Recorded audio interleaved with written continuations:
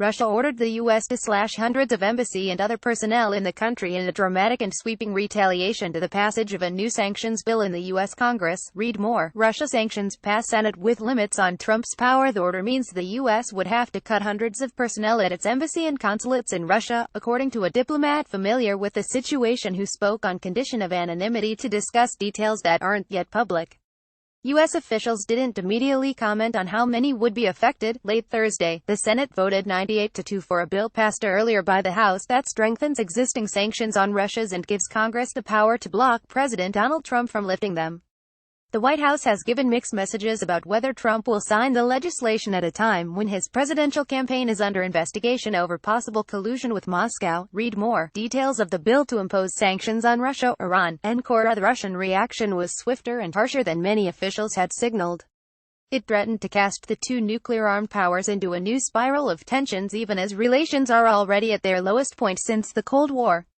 For Trump, the worsening conflict poses a dilemma between his oft-stated desire to build ties with Russia and mounting congressional opposition to that effort. We don't exclude any measures to bring the out-of-control Russophobes who are now setting the tone on Capitol Hill to their senses, Russian Deputy Foreign Minister Sergei Ryabkov told reporters, threatening further retaliation if the U.S. took new steps to punish Russia for the latest moves. Harsh response. The U.S. Embassy denounced the move but didn't comment further.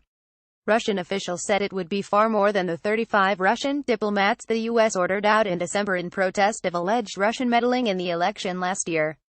The Foreign Ministry said in a website statement that the U.S. had until September 1 to bring the total number of diplomatic and technical personnel in Russia to 455, the same number as it said Russia has in the U.S. There are far more American diplomats in our country than Russian diplomats in America, said Vyacheslav Nikonov, a senior member of the lower house of parliament, according to TASS. The U.S. will have to send out of our country far more than 30 diplomats. In the wake of the announcement, Russia benchmark MSX index extended declines, retreating as much as 1.6%, the biggest intraday drop in 6 weeks. Russia had originally threatened the ouster of diplomats and seizure of property in December after the U.S. moves at the time.